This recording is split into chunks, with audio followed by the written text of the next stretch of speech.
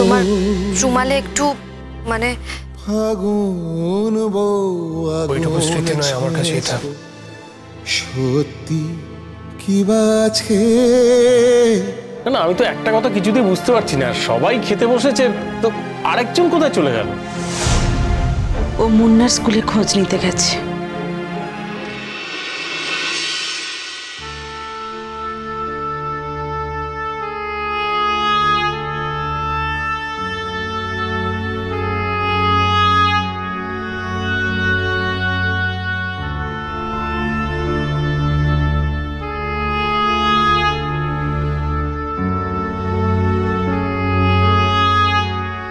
আসছি তাহলে।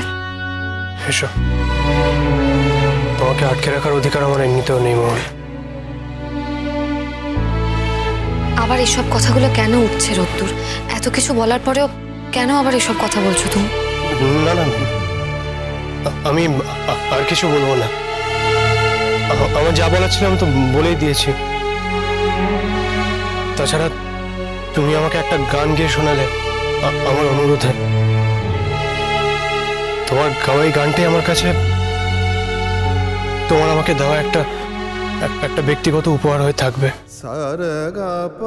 এর পরেও হয়তো তোমার গান শুনবো অনেকবার, কিন্তু আজকে তোমার এই গানটা আমার কাছে সবসময় স্পেশাল থাকবে। আজকের এই দিনটা আমি না কোনোদিনও ভুলতে পারবো না মোহন, কোনোদিনও না। মো কিন্তু খুব ভালো মেয়ে রোদ্দুর। আমি কি একবারও বলেছি মো ভালো না? না মানে আমি বলছিলাম যে তুমি ওর সঙ্গে খুব সুখে সংসার করতে পারবে। আর আজকে যে ঘটনাটা, ওটা তুমি কাউকে বলো না প্লিজ। আজকের এই ঘটনাটা আমি কাউকেই বলতে পারবো না মোহন। এই ঘটনাটা আমার কাছে খুবই ব্যক্তিগত। আজকের দিনটাও আমার কাছে খুব ব্যক্তিগত। আমার এখন বাড়ি ফিরতে অনেকটাই দেরি হয়ে গেল। আমি জানি না বাড়ি গিয়ে কি সিচুয়েশনের মধ্যে আমাকে আবার পড়তে হবে। তাছাড়া এতটা সময় লাগার তো কথা নয়। যদি সন্দেহ করে ওরা স্কুলে চলে যায় তাহলে তো ওখানে গিয়েও আমাকে দেখতে পাবে না। আর তারপর যে কি হবে আমি আমি কিচ্ছু বুঝতে পারছি না। সবটাই তো আমারই জন্য। আমার জন্য হয়তো আজকে তোমাকে প্রবলেমে পড়তে হবে। তবে চিন্তা করো না মহুল, আজকের পর থেকে আর কখনো আমার কারণে তোমার কোনোদিন কোনো প্রবলেম হবে না।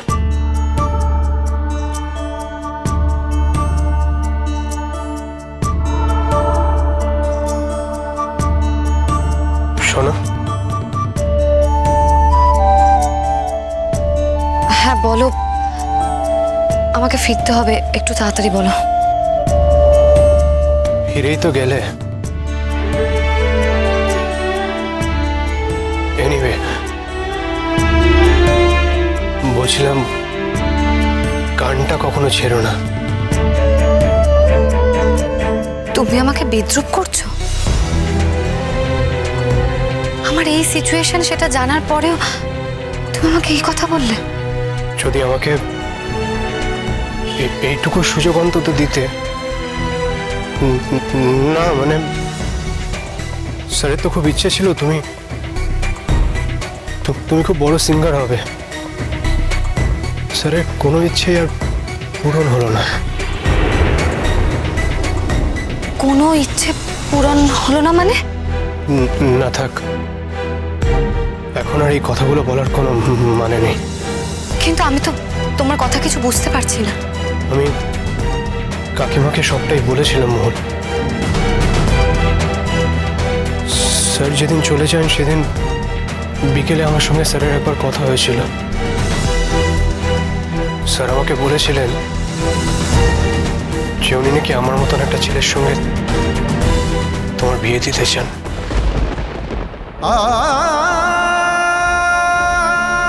স্যার বুঝতেই পারেননি যে আমার মতন একটা ছেলের সঙ্গে তার মেয়ের বিয়ে কোনোদিন হতেই পারে না। রোদ্দুরের মতো একটা ছেলেকে তো মহুল কখনো পছন্দই করতে পারে না। এখন সব কথা বলার পরেও এসব কথা কেন উঠছে আমি তো বুঝতে পারছি না। মহুল, আমি জানি না তুমি কার কাছে কমিটেড, আমি জানি না তুমি কাকে ভালোবাসো, তবে এইটুকু বলতে পারবো সে মানুষটা খুব লাকি, খুবই ভাগ্যবান। তুমি যদি আমার কাছ থেকে কোনো হেল্প না নিতে চাও, মানে বন্ধু হিসেবে তুমি যদি আমার কাছে কোনো হেল্প না নিতে চাও, আমি তোমাকে রিকোয়েস্ট করবো তুমি অন্তত সে মানুষটাকে একবার জানাও, সে মানুষটাকে বলো তোমাকে যেন সে এখান থেকে নিয়ে যায় যত তাড়াতাড়ি সম্ভব।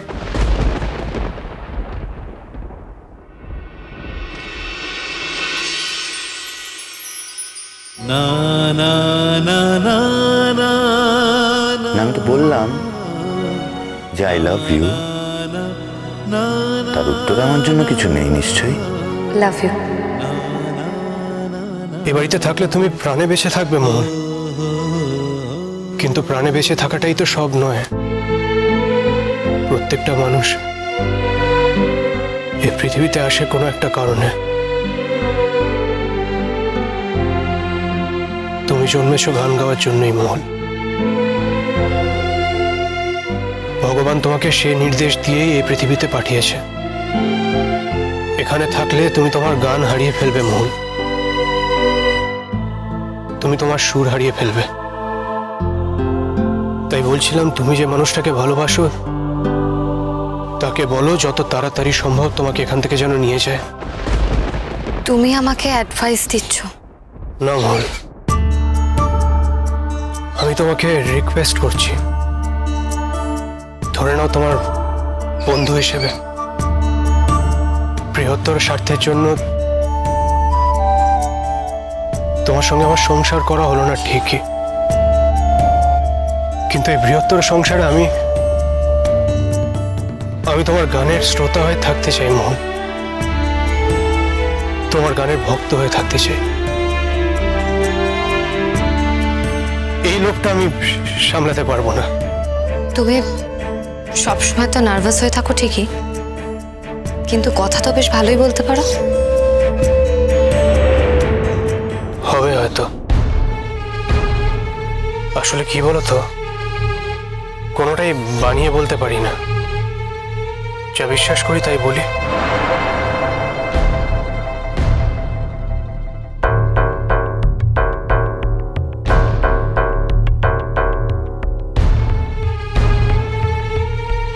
মহুল না, এই রোদ্দুরও রয়েছে, তার মানে মহুল বাড়িতে সবাইকে মিথ্যে কথা বলে এখানে এসছে। তো কি চাইছেটা কি? আমার মেয়েটার সর্বনাশ করতে? এত ভালো একটা সম্বন্ধ পেয়েছি, কিছুতেই বিয়েটা হতে দেবে না। আমি শেষ থেকে ছাড়বো না। না, এখানে আমি মাথা গরম করব না, যা করার জায়গা মতো করব। রোদ্দুরের সামনে মাথা গরম করলে একদম ঠিক হবে না। ও আমার জামাই হতে চলেছে। এই মেয়েটা একটা সর্বনাশী মেয়ে। ছেলেটার মাথা খাওয়ার জন্য একবারে উঠে পড়ে লেগেছে। চল বাড়িতে, আমিও আর কাজে যাব না, আমিও বাড়ি ফিরে যাচ্ছি।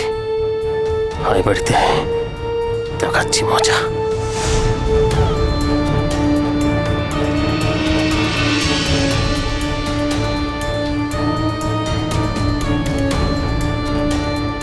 যাই হোক, আমি এখন আসছি।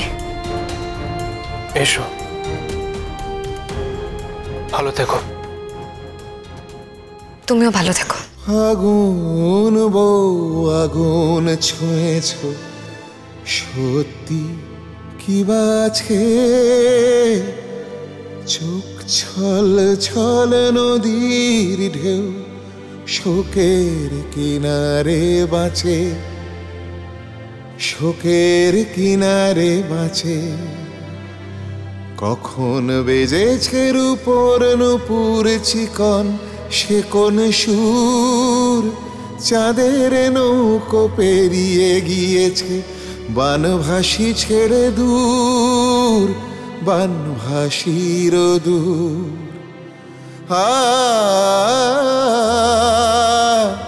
ফাগুন তোমাকে এভাবে রাস্তার মধ্যে ছেড়ে দিয়ে যেতে আমার ভালো লাগছে না মহুল।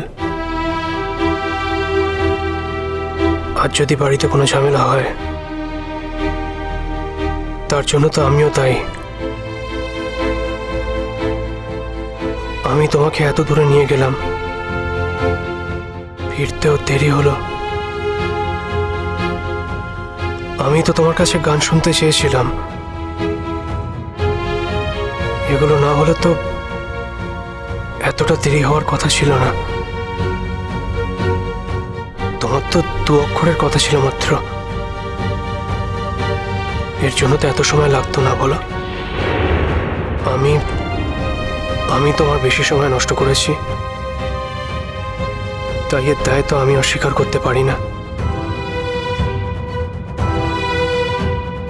আমি তোমাকে একা ছেড়ে দেবো না মহল। যে ঝড়ের মুখোমুখি তোমাকে দাঁড়াতে হবে, সে ঝড় আমার উপর দিয়ে এসে পড়ুক। তুমি আমাকে ভালোবাসো না আমি জানি, কিন্তু আমি তো তোমাকেই ভালোবাসি। আর সত্যিকারের ভালোবাসায় কখনো কোনো প্রত্যাশা থাকতে নেই। প্রত্যাশা ছাড়াই আসল ভালোবাসা সার্থক হয়। তোমাকে আমি ভালোবাসি মহল, তাই তোমার যে কোনো অসম্মান, যে কোনো লড়াই আমারও। তোমাকে আমি এইভাবে একা ছেড়ে দিতে পারবো না।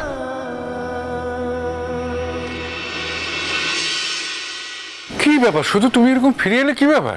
ওমা, ও কি রে শুধু? হ্যাঁ, শরীর টরীর ঠিক আছে তো? বাবা বাইরে যা রোদ, বলি একটা ছাতা হাতে করে বেরো, তা সেটা নিসনি, তাই তো? অথর বৌমা। হ্যাঁ মা, তোমায় কতবার বলেছি যখন বাইরে যাবে জোর করে হাতে ছাতাটা দিয়ে দিও, তা সে তো দাওনি। না না মা, আমার মনে হয় ও কিছু নিয়ে যেতে ভুলে গেছে। কি গো, তুমি কি কিছু নিয়ে যেতে ভুলে গেছো নাকি? কি হয়েছে ঠাকুরপো? মুখ কানে এমন নাকছে কেন? কিছু হয়েছে নাকি?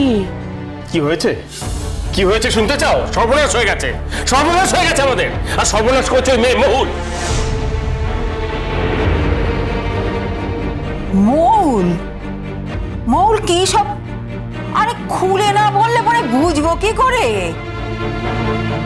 ভালো করে খুলে বল কথাটা। আরে সে তো গেছে ভাই স্কুলে, গেছে তো অনেকক্ষণ, এখনো ফিরলো না। এই ভেতরে সর্বনাশের কি দেখলে? স্কুলে গেছে? স্কুলে? তাহলে কোথায় গেছে? তোমার সঙ্গে কি মহলের দেখা হয়েছে ঠাকুরপো? পরে বসে বসে মেয়েকে কুশিক্ষা দিচ্ছ, আবার জিজ্ঞাসা করছো দেখা হয়েছে কিনা। সব তোমার বুদ্ধি, সব তোমার বুদ্ধি। আমি জানি না তুমি আমার মেয়ের জীবনটাকে নষ্ট করে দিতে চাইছো, তাই না? এই শোনো, একটা কথা বলে দিচ্ছি, তুমি যেটা মনে মনে ভাবছো না সেটা কিন্তু হবে না, একদম হবে না। সেটা ঘাট ধাক্কা দিয়ে বাড়ি থেকে বার করে দেবো। তুমি আমাকে জানো না, চাঁদে হাত ভরা আমার শখ হয়েছে, তাই না? ঠাকুরপো কি হয়েছে সে কথাখানা ভালো করে বলো দেখিনি। আচ্ছা, শুধু শুধু মুখ ঝামটা কেন দিচ্ছ বলো তো কাকামণি? মহুল তো স্কুলে গেছিল, আমাদের তো বলে গেছিল, কাকিমণিকেও তো বলে গেছিল। কি হয়েছে বলবে তো?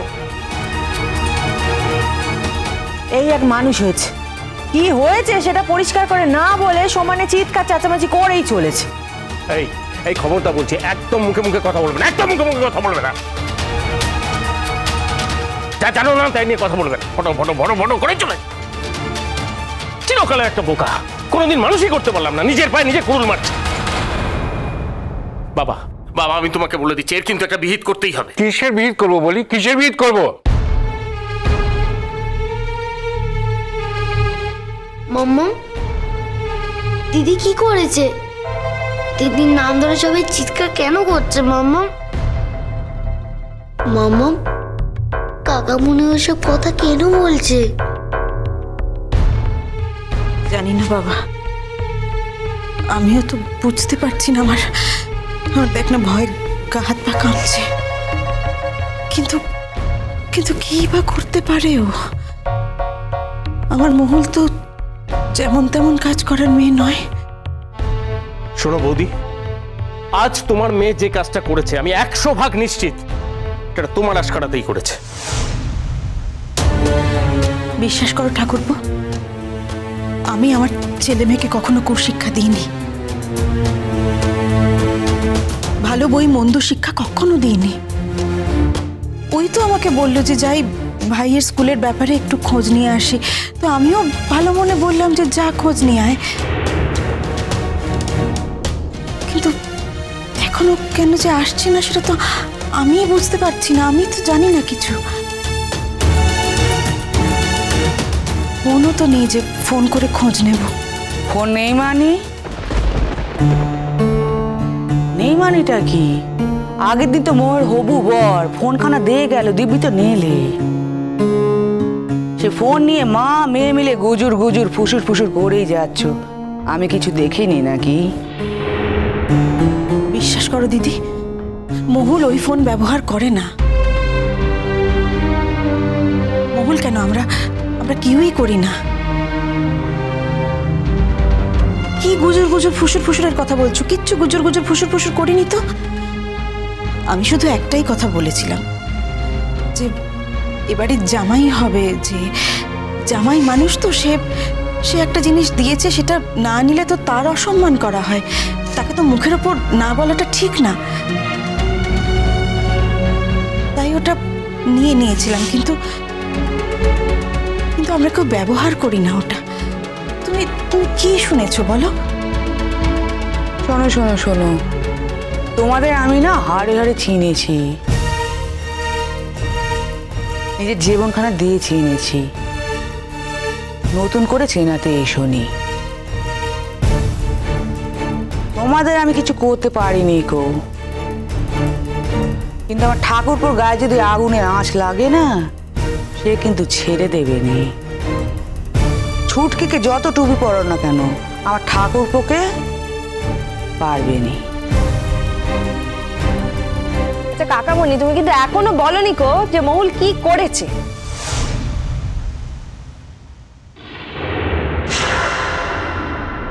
ওই তো মহুল এসে গেছে।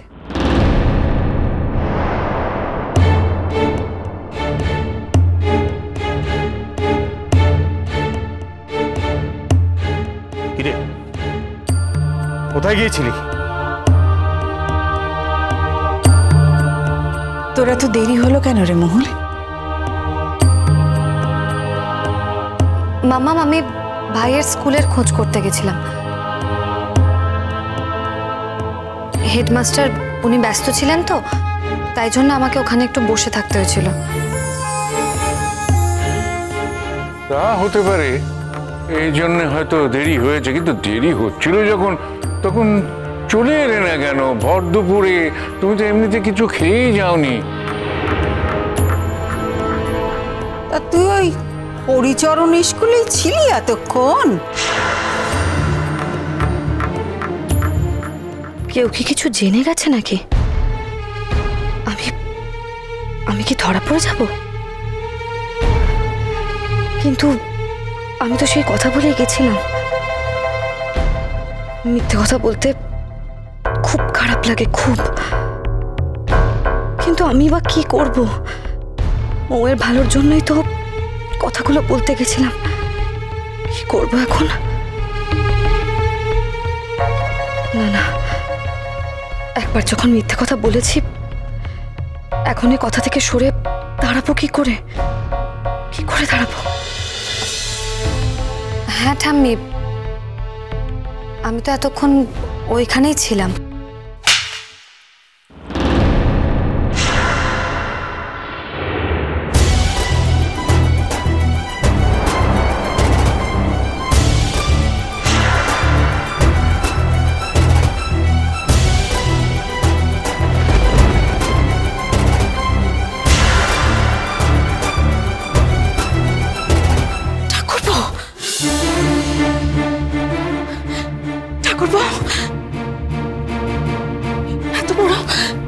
এত বড় মেয়ের গায়ে হাত তোলে তুমি? কিন্তু চড়ের উপর দিয়ে গেল, পরের মেয়ে বলে। নিজের মেয়ে যদি এই কুকীর্তি করতো না, গলা টিপে মেরে ফেলে দিতাম। জানো কোথায় গিয়েছিল? কোথায় গিয়েছিল জানো তুমি? খুব তো বড় বড় কথা বলছো।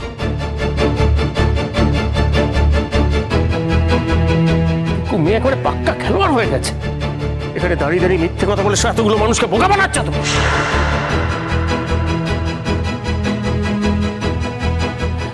আমার জামাইকে নিয়ে ফুর্তি করতে গিয়েছিল।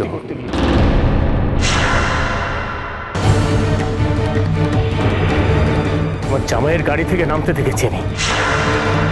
ভেবেছি আমি দেখতে পাইনি। হ্যাঁ, এই এই মেয়ে, এই বল বল বল কোথায় গিয়েছিলি বল।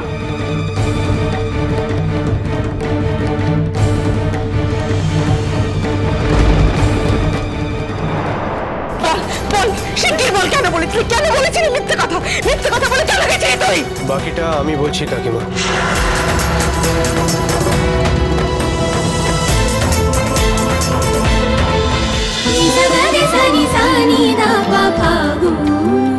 চলো চলো চলো চলো চলো পাল্টাই।